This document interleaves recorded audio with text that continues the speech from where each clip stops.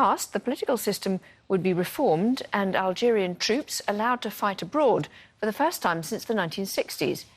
The new government says it's responding to demands from protesters, hoping it will calm a movement that forced the previous president from office last year.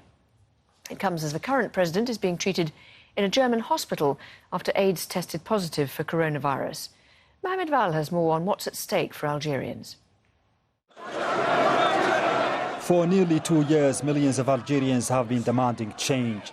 They say they want a more balanced system of power sharing, a stronger popular representation and guarantees of social and individual rights.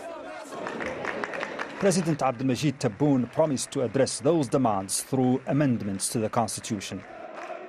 If approved, they'll limit presidents to serve only 2 terms in office and give the president the ability to appoint a prime minister from his own party if it wins a majority.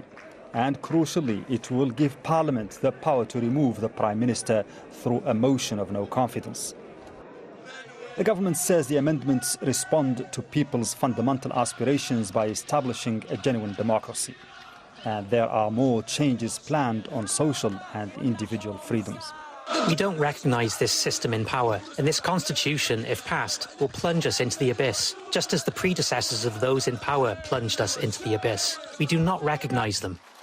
The reform is designed to turn the page on a history of centralised powers and military intervention in Algerian politics.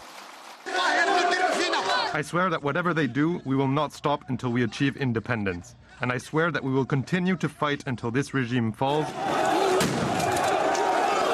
The protest movement, otherwise known as Al-Hirak, forced the resignation of President Abdelaziz Bouteflika in April last year after months of mass rallies. But government critics say his loyalists, both civilian and military, still run the country.